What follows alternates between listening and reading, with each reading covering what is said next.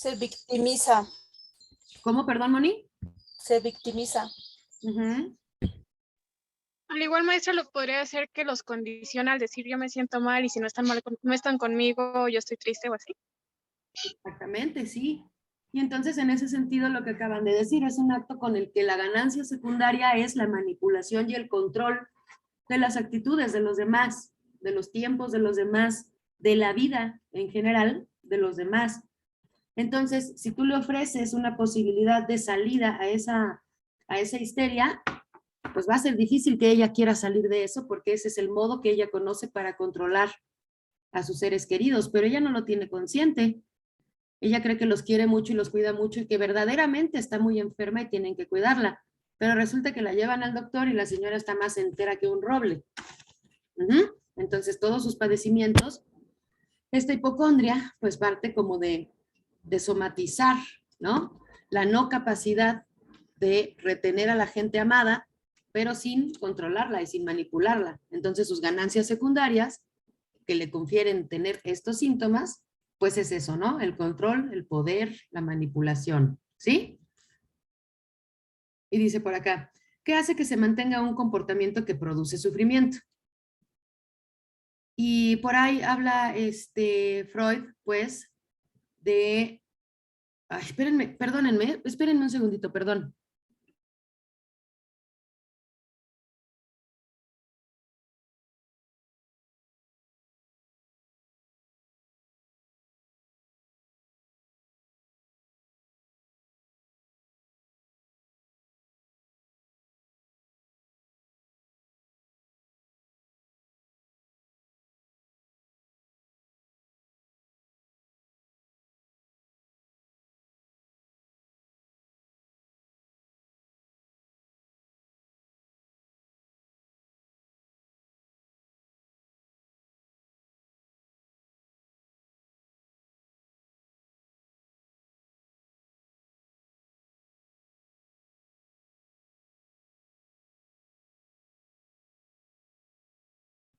Perdónenme ya. Déjenme admitir a Denise. Listo. Ok, ya, perdónenme. Entonces, justo Freud por ahí habla de esta cuestión de la satisfacción. Ay, perdónenme. O que la canción, a ver un segundito, perdón.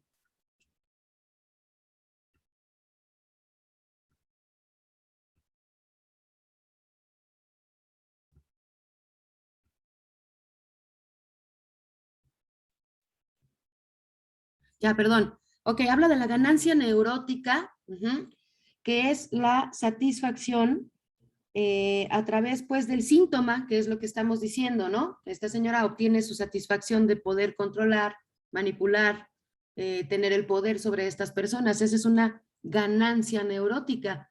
Y la ganancia secundaria, pues, evidentemente serían estos beneficios que obtiene de que estén poniéndole atención, que todo el tiempo estén buscando que la señora esté acompañada, ¿sí? Que es lo que sostiene y mantiene su estructura patológica. ¿Sí? ¿Se comprenden entonces lo que es ganancia secundaria y lo que es ganancia neurótica?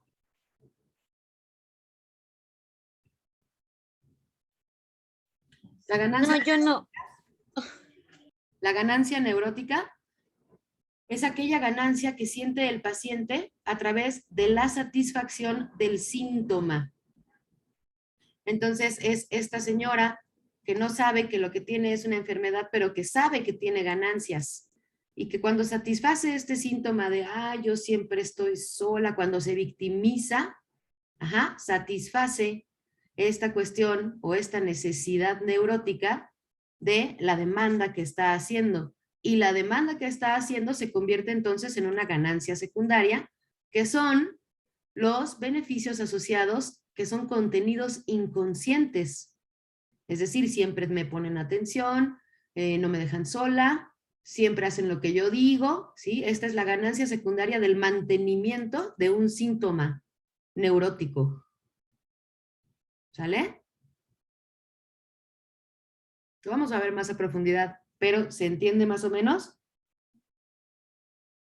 Entonces, con estos dos se va a mantener esta estructura, o sea, no va a querer que haya como una no sé, solución, algo así. Exactamente, porque si existiera esta solución, ¿qué pasaría? Saldría Eh, perdiendo. Dejaría de recibir estos beneficios, ¿no? O de sentir estos beneficios. Exactamente, exactamente. Entonces, si trabajamos con las ganancias neuróticas, las ganancias secundarias van a desaparecer, ¿cierto? Y eso no es lo que tu paciente quiere. Sin embargo, pues es algo que tienes que trabajar. Ahora, ¿cómo se les ocurre que puedan trabajar con una persona de edad adulta ya avanzada, ¿no? Que toda la vida ha tenido esta estructura de control? ¿Cómo harían una posible intervención con alguien que ya está así de estructurado?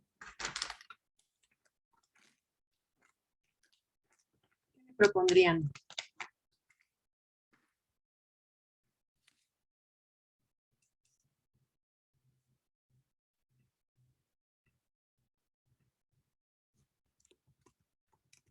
Lo que se les ocurra, ¿eh?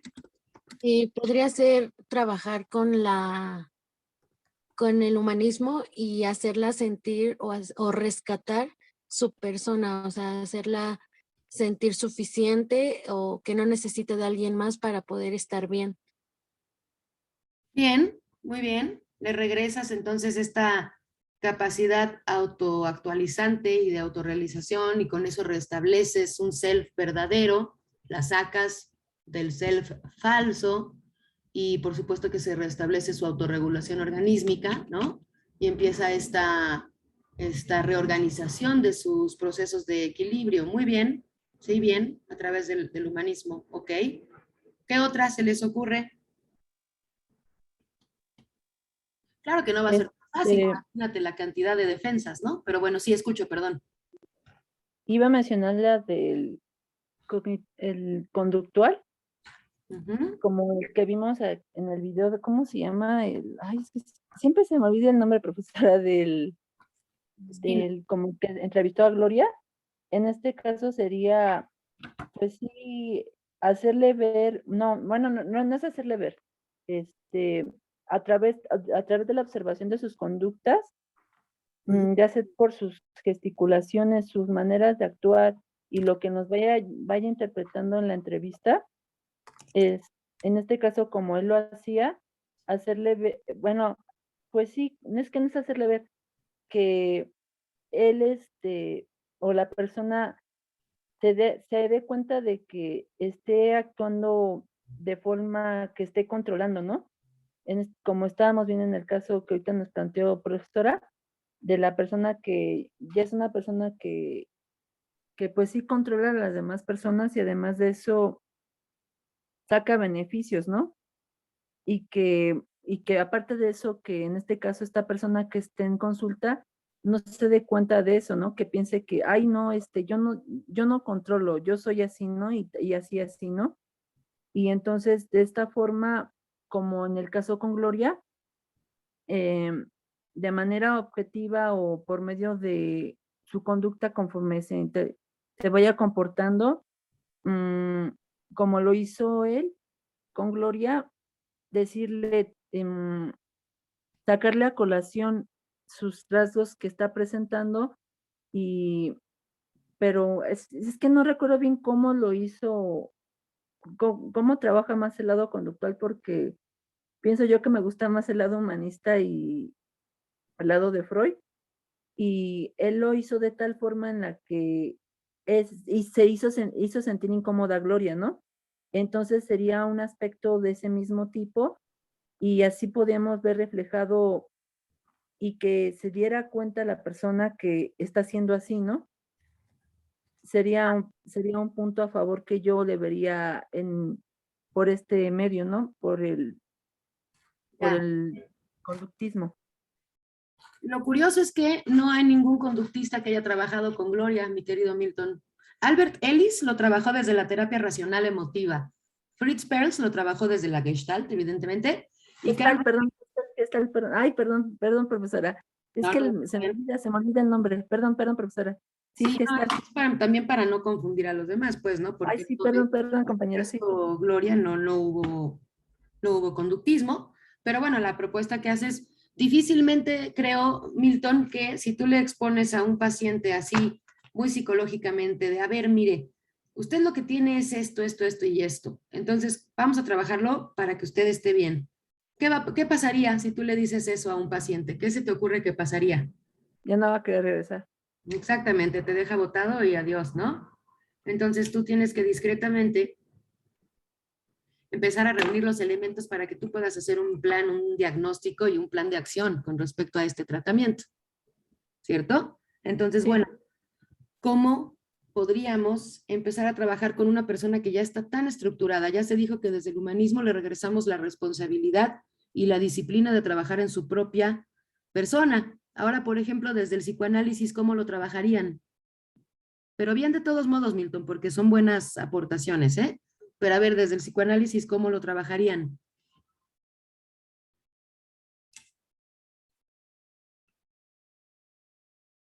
Si es una persona punitiva, ¿qué instancia psíquica está exacerbada?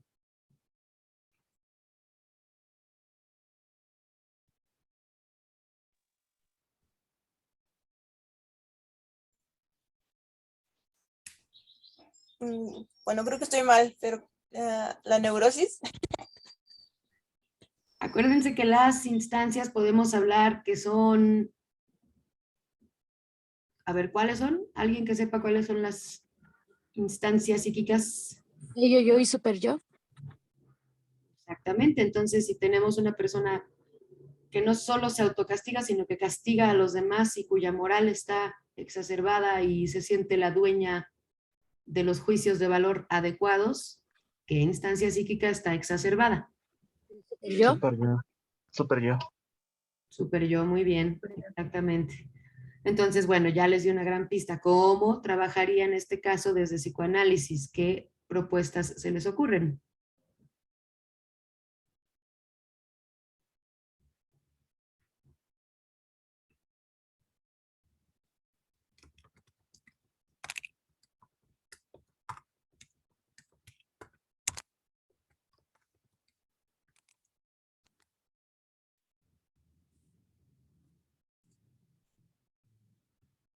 ¿No? ¿Nada?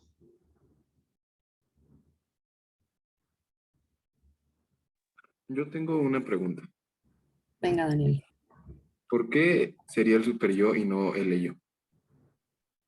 Porque justamente el ello se trataría de una persona que entonces está más en el hedonismo, más relajada, que permite que las cuestiones no se queden siempre reprimidas. La persona que está instalada en el super yo es una persona que está reprimiendo constante y absolutamente o de manera permanente aquellos contenidos inconscientes que no le permiten tocar con su sensibilidad.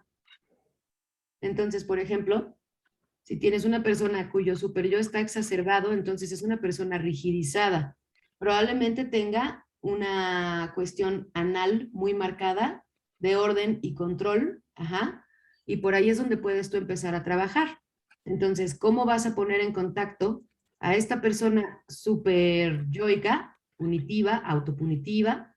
¿Cómo la vas a poner en contacto con su ello y cómo vas a lograr que su yo medie, negocie de manera distinta?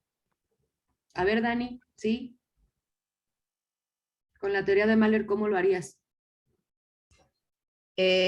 Bueno, podríamos hacer, como Mahler lo mencionaba en lo de la separación, individualización, no está manejando bien esa separación. Bueno, porque se está, ¿cómo podría explicarlo? O sea, quiere tener un apego con alguien a fuerzas, por eso siempre debe de tener ese comportamiento de necesidad de alguien. Entonces podríamos plantearlo como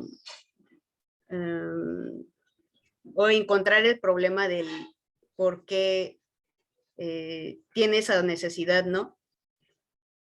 Maravillosa respuesta, excelentemente bien, porque estamos ante un problema de una individuación, separación, que se llevó de manera poco eficaz. Entonces ahí tú tienes que remontarte o remitirte a el momento en el que este conflicto fue tan reprimido que se quedó ahí guardado y que está afectando el proceder de la persona, y aun cuando sea una persona pues, mayor, ¿no? Muy mayor, vamos a decir, el conflicto sigue estando en sus primeras etapas de vida. Muy bien, muy bien. Hasta te voy a dar un punto. Muy bien. Ok, Moni, tenías tu manita levantada. Sí, bueno, es que me estaba acordando de la teoría que puso Eduardo de Winnicott, Ujú. creo que sí era Winnicott, sobre esta cuestión de las relaciones objetales. Entonces también podría abarcarse desde ahí, ¿no? O sea, retomando lo de Mahler, esta individualización, bueno, esa individualización que no tuvo, y también esta parte de las relaciones objetales que está teniendo forzadas con la de con su familia.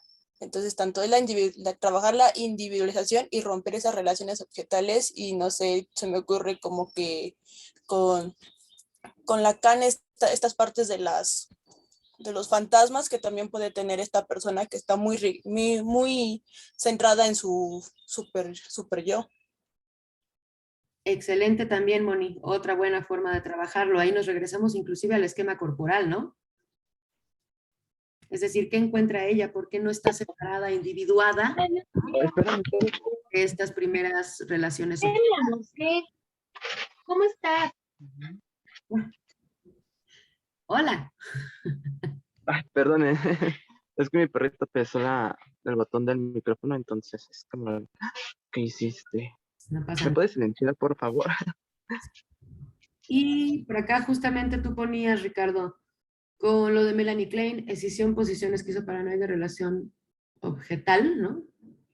Y conflicto intrapsíquico. Sí, aunque bueno, ahí pues están bien, porque pues estamos hablando de las posiciones de Melanie Klein, pero no es una propuesta de cómo lo harías, ¿no? Entonces, ¿cómo con estos elementos que acabas de mencionar, Ricardo, cómo trabajarías en terapia con ellos, ¿no? Dani Valencia Sí. dice que desde Mahler podemos trabajar el proceso de separación e individuación. Moni dice que nos vayamos ni al simbólico ni al real, sino al orden de lo fantasmático, porque perdónenme, en el orden de lo fantasmático también es donde se van a establecer, como lo dice su nombre, no solo los fantasmas, las fantasías inconscientes, ¿no? Si trabajamos con estas fantasías inconscientes, entonces daremos con el origen de este conflicto subyacente, pues, en las primeras etapas de la vida. ¿Cierto? Por eso es que el psicoanálisis sí regresa a trabajar de fondo el problema. ¿Sí? Bueno, muy bien. ¿Alguien más?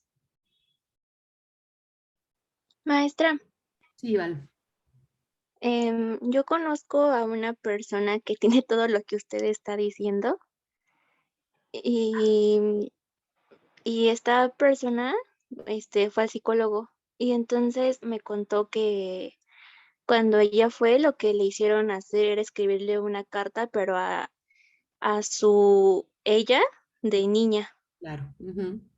y que tenía que escribir como que muy puntual un momento en específico porque ella dice que su papá le pegaba muy feo.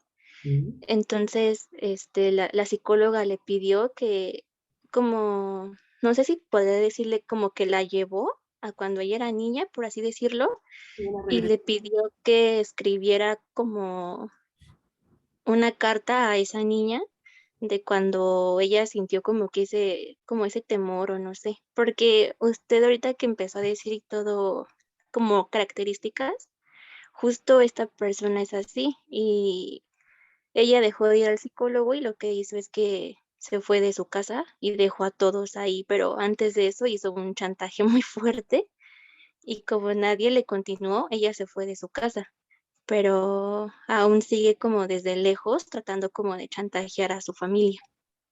Uh-huh. Un caso grave porque ahí estamos combinando entonces síntomas histéricos con síntomas psicóticos, ¿no? Uh-huh. Sí, en la vejez muchas veces, y esto podemos... Muy bien, Valeria, por cierto, te voy a dar punto también y a Moni también porque son buenas formas de esa que te adoptas de esta persona o este psicólogo o psicóloga. Es una muy buena forma y de hecho es algo que yo utilizo mucho en mis consultas, ¿no? Que la gente se escriba a su yo anterior. Entonces, ¿por qué digo que hay síntomas psicóticos? Pues porque está desbordada, ¿no? Evidentemente está desbordada. Entonces el chantaje lo perpetúa porque se va, simplemente se va, no da espacio a la negociación. Y bueno, evidentemente, pues es un caso un poco más grave. Ahora, en la vejez, generalmente hay una etapa de Erickson que, si se acuerdan, se llama, ahí se me olvidó el nombre, ¿no? Por supuesto que se me iba a olvidar. Bueno, es en la última etapa en la que estamos hablando de cuando ya la gente empieza a darse cuenta, pues, que va a morir. Y si tuvo una vida plena, pues va a voltear a su vida y va a decir, lo hice bien, y ahora me toca transmitir estos conocimientos a la gente más joven. Si en cambio voltea a su vida y ve una vida poco satisfactoria en la que no generó nada, no deja ningún legado, no tiene ninguna trascendencia para sí mismo, su propia vida, pues entonces este viejito, esta viejita, ¿qué va a intentar hacer? Controlar todo aquello que no ha podido controlar en sí mismo, ¿no? Lo cual detona, como los precipitantes que veíamos ayer, ¿no? En el punto anterior, pues detona estos síntomas psicóticos. ¿Sí? Bueno, esto lo van a ir comprendiendo más a fondo, pero sí, muy bien, también muy buen caso. Moni, ¿ibas a decir algo más? Sí, bueno, es que con el caso que estaba comentando esta Val, no sé si también puede haber esta parte de que se desarrolle estos trastornos de, ¿cómo? Se me acaba de ir el nombre. Que tenga esto de múltiples personalidades para poder hacer más el chantaje. O sea, le está escribiendo a su yo del pasado y puede como que, no sé, escindirse y de ahí tomar esta cuestión de que comportarse como niña algunas veces y después como que adoptar el papel del papá al que la regañó, no sé, también se puede, si no hay una buena atención, puede llegar a pasar estas situaciones. Qué interesante, claro, siempre se corre ese riesgo de que los nódulos psicóticos se detonen, ¿no? Se estimulen y que venga esta escisión, porque si estamos con síntomas psicóticos ya tan fuertes, tan marcados, estamos hablando de una persona que ya no es neurótica, es un borderline, ¿cierto? Es una personalidad limítrofe que va a estar yendo y viniendo de la neurosis a la psicosis y de la psicosis a la neurosis. Entonces, claro, de por sí ya están bastante estimulados estos nódulos, pero si viene una mala atención, un diagnóstico por allí poco contenido, es decir, que no haya una contención adecuada, entonces claro que pueden suscitarse este tipo de problemas. No es tan sencillo, porque recordemos que también los detonantes de estos síntomas, o más bien de estos brotes psicóticos, pues suelen ser cuestiones muy traumáticas, sustancias, ¿no? Entonces tampoco es tan sencillo, pero claro, si te topas con un psicólogo que no sé, no te contiene, no hace su trabajo de manera adecuada o ni siquiera percibe que está, porque hay muchos psicólogos y psicólogas que no creen que sus pacientes puedan presentar tan comúnmente este tipo de síntomas psicóticos, ¿no? Y sí, cada vez son más y más y más comunes, de manera tal que hoy ya se estudian como parte de la estructuración psíquica, ¿no? Entonces, claro, muy bien, buena acotación. Hay que tener mucho cuidado para no psicotizar a nuestros pacientes que están en la línea divisoria entre neurosis y psicosis, ¿no? Muy bien, muy bien, ok. ¿Alguien más? ¿Alguna otra propuesta de intervención o nos seguimos?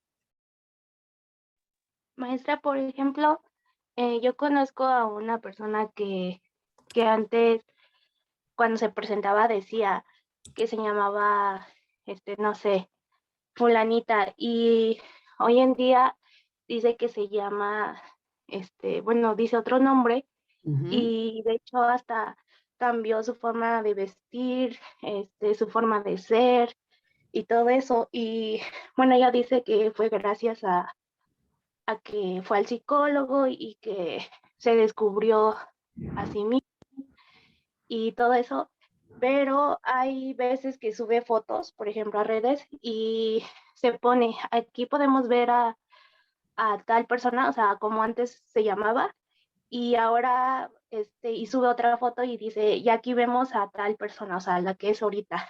También entraría como ahí. Tú dime. Pues yo pienso que sí. Muy bien, Natalie. Pues claro que sí, ¿no? ¿Y qué te hace sentir, por ejemplo, que en primera hable en tercera persona de sí misma? o sí mismo. No, es mujer, ¿verdad? Sí, es mujer. Ok. ¿Qué sentimientos te provoca, qué emociones te provoca estas actitudes que tiene ella? Pues la verdad primero me confunde un poco porque pues ya no sé cómo llamarle, porque pues yo estaba acostumbrada a llamarle por su otro nombre y Ujú. ahora dice que se llama de tal forma, entonces sí es como un poco confuso y pues sí es un poco preocupante porque no sé si está bien lo que hace o, o no, o sea, si va bien, o sea. Mira, una vez más, no podemos hablar de bien o mal. Ujú. Simplemente ante lo que sí estamos es pues una cuestión de escisión, definitivamente, ¿no? Se escindió en dos personas, por lo menos, que tengamos conocimiento y que ella tenga uso consciente de estas personas. No es completamente psicótica porque las personalidades múltiples no crean que se saludan entre ellos, ¿no? Como en las películas de Hollywood que pueden convivir una personalidad con la otra, eso es totalmente falso, es mentira. Y más bien, la persona no sabe qué personalidades tiene. Uh-huh. Entonces, como ella sí lo tiene consciente, estamos hablando que sigue siendo un síntoma psicótico en una estructura neurótica, pero sí están desbordados ya esos síntomas. Y más bien, casi siempre nos van a provocar, las personas que tienen estos síntomas psicóticos tan marcados, nos van a generar una sensación de ansiedad, de no entender nada, de confusión. ¿Por qué? Pues porque estamos en presencia de un delirio, ¿cierto? ¿Te escucho, Diana Laura? A decir que yo creo que habla en tercera persona porque su yo está escindido, como no se reconoce como un yo completo, una persona completa, por eso habla así como de esta es tal persona y esta es otra persona, ¿no? O sea, no dice soy yo o cosas así. Me imagino que es por eso. Exacto, sí, ¿no? Hablamos entonces de escisión yoica.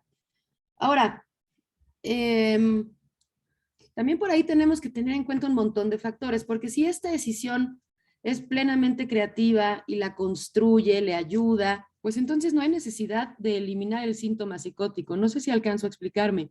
Si esto le ayuda a ella, la construye, insisto, le restablece cierto equilibrio, entonces, ¿para qué le vas a quitar ese equilibrio? Ahora, si verdaderamente está afectándola a ella o a los demás, entonces sí hay que restablecer ese equilibrio.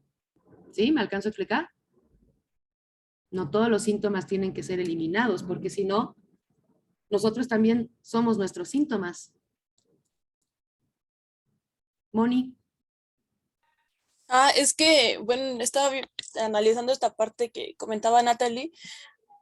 Y se me vino, no sé si o no, la verdad no sé bien, si este proceso también de terapia influye mucho en esta cuestión de las personas transgénero, de que hagan esta cuestión de decisión, como de que antes era tal persona y me llamaba así y ahora soy tal persona, como en ese proceso de adaptación a esta cuestión del cambio transgénero.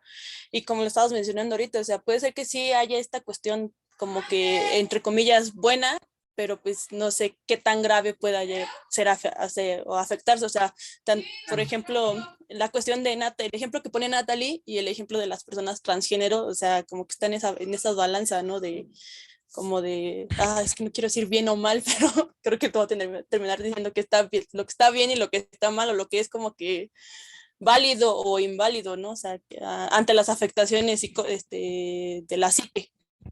Uh-huh.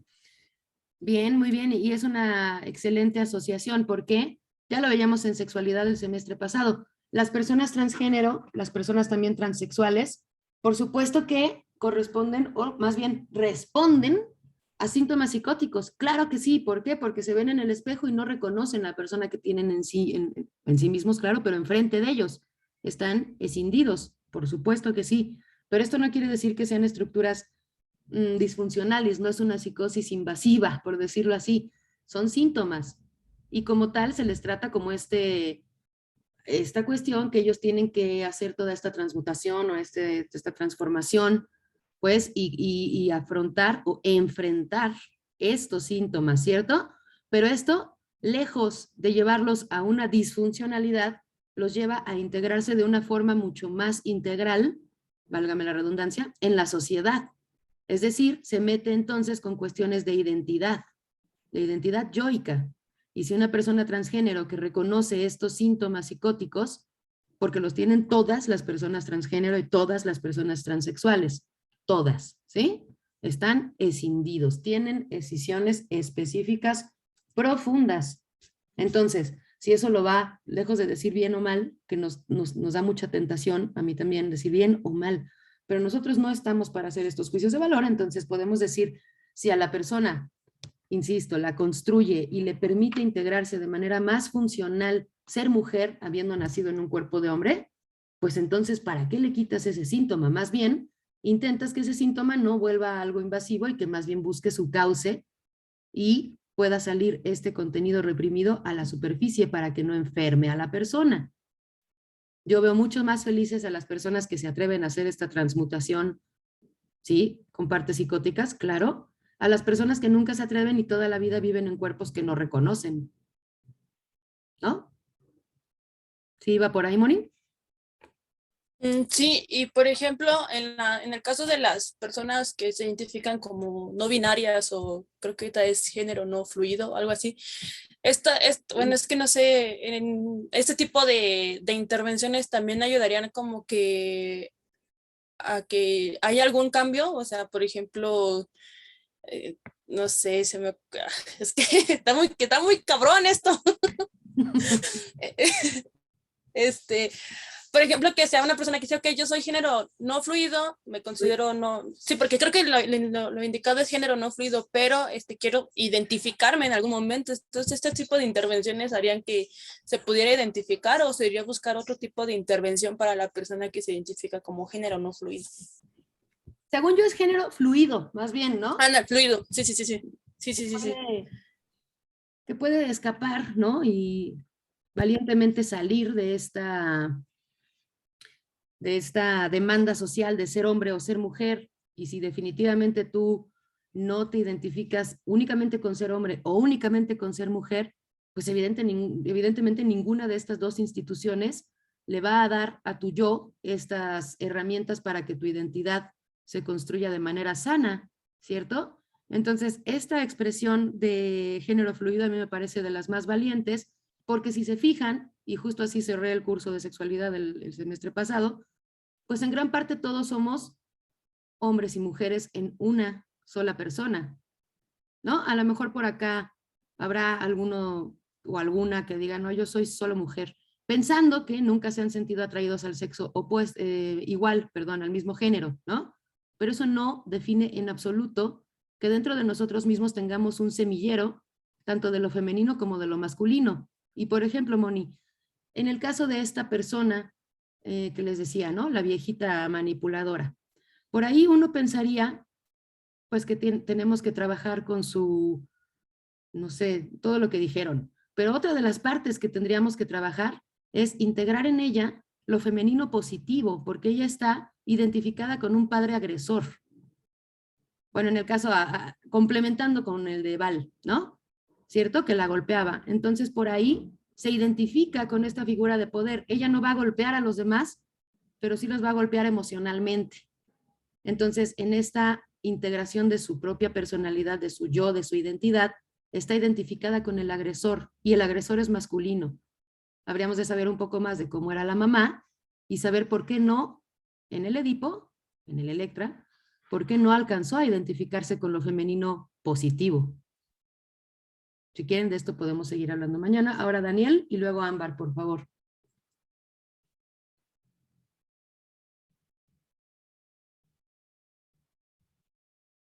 Daniel. ¿Me escucho? Sí. En una persona neurótica con rasgos de manipulación tan fuertes, ¿cómo saber si la primera vez que llega a terapia la demanda es verdadera o no se está tratando de como de engaño para más manipulación?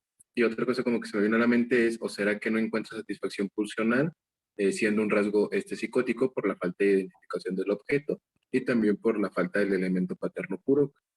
No sé si te correcto. Sí, bueno, ¿cómo identificar la demanda? Pues nos regresamos al paso número 1 de esta guía. Uno va a ser el motivo de consulta por el que llega la persona y otro va a ser el motivo real de consulta, que ese uno lo tiene que ir interpretando conforme la demanda se vaya haciendo cada vez más clara y específica, ¿sí?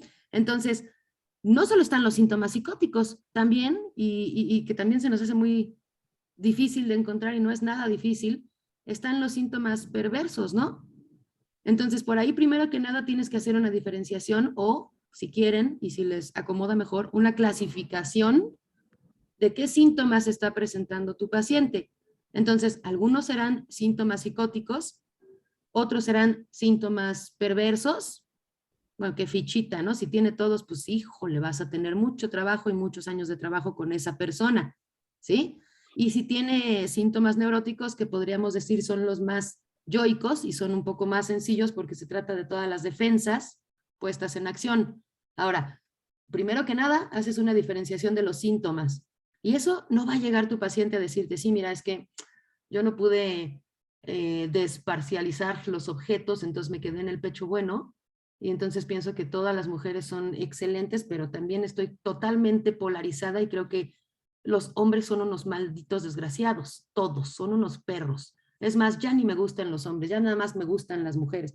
Bueno, pues entonces ahí tendrás un gran trabajo tratando de despolarizar estas cuestiones. Ahora, dice Carl Gustav Jung, nunca vamos a poder restablecer el equilibrio hasta que lleguemos al punto medio exacto, porque entonces ahí se acabaría la finalidad de la vida, que es estar en un continuo ciclo.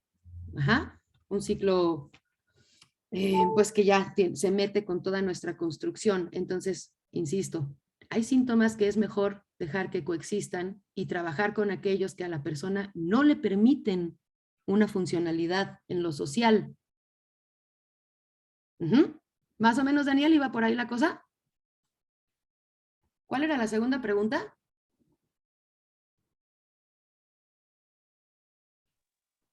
¿Era que tenía que ver con los objetos? No, sino que es que es muy atrevido, ¿no? Pero sino que la génesis de, digamos, de esta conducta manipuladora podría ser el rasgo psicótico de la falta de identificación del objeto y la falta del elemento paterno puro.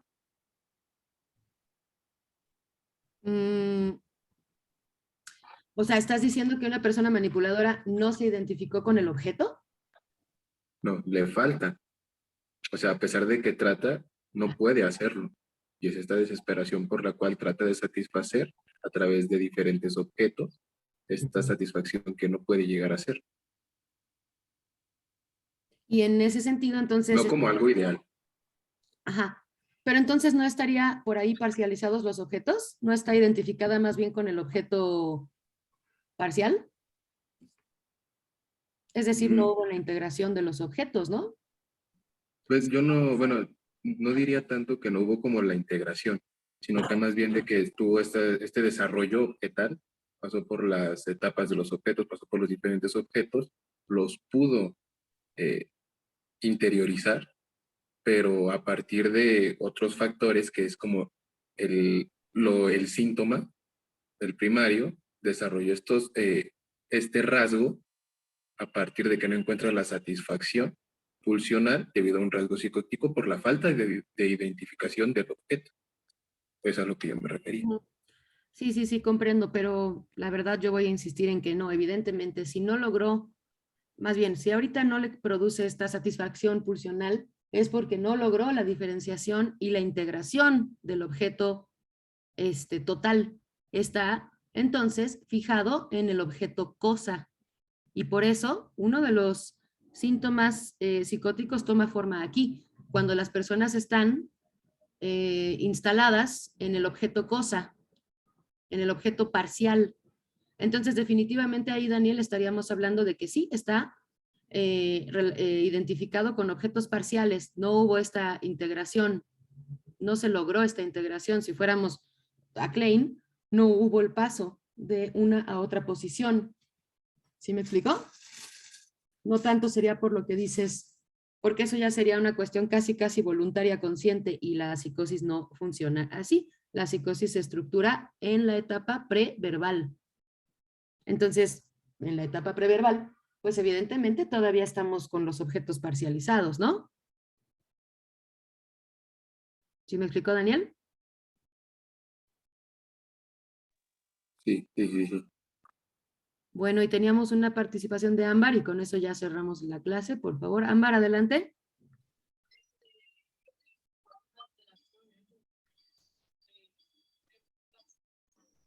No te escucho nada, Ámbar.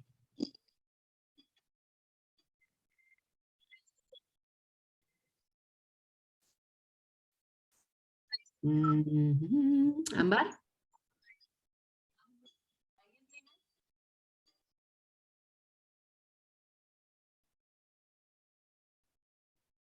Bueno, si quieres, Ámbar, lo que podemos hacer es guárdate esta duda, exacto, y mañana la trabajamos con los siguientes puntos. ¿Les parece bien? Bueno, pues que tengan linda tarde, descansen y nos vemos mañanita. Gracias, maestra, igualmente. Gracias. No se exponga a la luz de la Gracias. computadora tanto tiempo. Ay, no, ya, le voy a parar. Si pudiera, Rick, pero bueno, lo intentaré. Muchas gracias. Cuídense, adiós.